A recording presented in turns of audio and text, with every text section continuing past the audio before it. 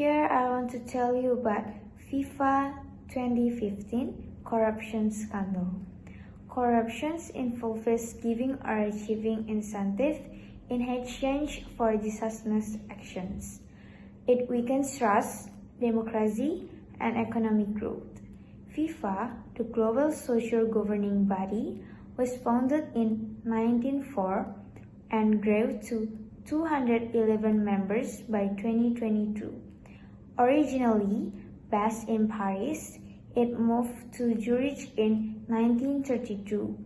FIFA expanded under President João Havelange, adding members and increasing World Cup teams from 16 to 32. In 2015, a major corruption scandal exposes a 24-year bribery scheme involving FIFA executive. The scandal revolved around bribery linked to awarding the 2018 and 2022 World Cups to Russia and Qatar. And now, I will continue the presentation about the case study, which is the 2015 FIFA scandal, corruption, bribery, and fraud, which is known as a 24-year scheme exposed. So, there are two characters that involved in the case corruption. The first is the FIFA official, which is the former FIFA president Sepp Blatter, former FIFA Secretary General Michael Zen-Ruffinen, and the intended officials like Jeffrey Webb, Eduardo Lee, Giulio Rocca, and the other.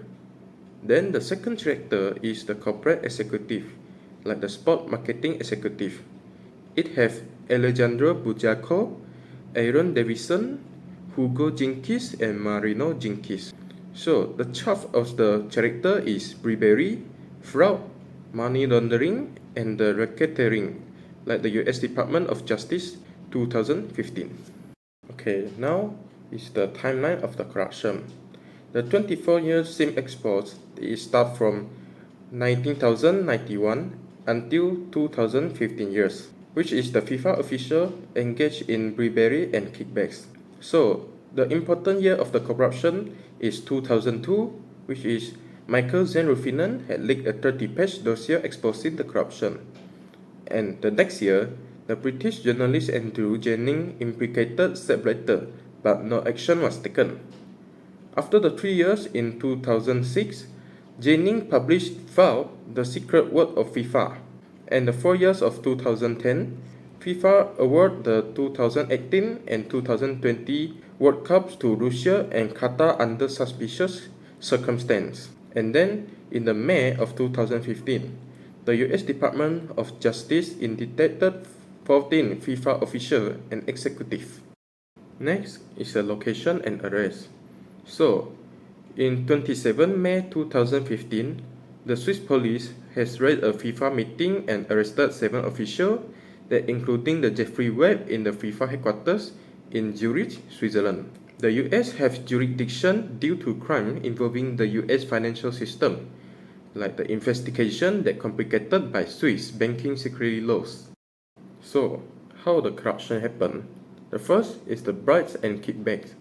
The FIFA officials have accepted illegal payment in exchange for broadcasting and marketing rights. Besides, ISL, which is known as International Sport and Leisure, a company that paid the illicit funds to FIFA officials. In 2018 and 2022 World Cup bribery, the Russian energy company has reportedly paid $80 million to gain favor, and then the $150 million in bribes from sport marketing executives to secure the broadcasting rights. After that, how the case was uncovered. So, Chuck Blazer, the most important character in the key informant of the FBI. He had pleaded guilty and became an undercover informant to avoid the prison. He also provides the crucial evidence that exposed the FIFA corruption network and led to the full-scale investigation by the US Department of Justice. Therefore, the punishment and consequence that give to the character which joined in the corruption, like Sepp Blatter and Michael Platini, they had acquitted in 2022 after a 7 years investigation. And then the Chuck Blazer are fined $2.5 million and forced to pay back taxes on undeclared income. After that, the Jeffrey Wade had pleaded guilty to racketeering and forfeited $6.7 million in 2016. Therefore, the other official has arrested, prosecuted, or convicted. Then, based on a case study, we know that the corruption equation of the FIFA scandal is power plus opportunity minus integrity, same with corruption. So, in this formula, the power is mean FIFA executive had inclusive control over World Cup hosting the decision. And after that, the opportunity is mean FIFA lacked transparency in its revenue and expenses. Therefore, the lack of integrity mean FIFA officials believed that they were above the law and act with impunity. First, the law of external overseeing and weak governance, meaning FIFA as an organization, consider a larger entity when a financial transaction and decision-making process are not subject to independent scrutiny. Winning robot regulation mechanic or independent audit, corruption practice can easily take root and perfect. This is previously what occurred, winning FIFA found move without purpose check, created an environment when wrongdoing are allowed to thrive. Second, we have the secret and concentrated of power wielding FIFA as an organization. A limited number of high-ranking officers have significant control key decisions, operating with a minimum transparency.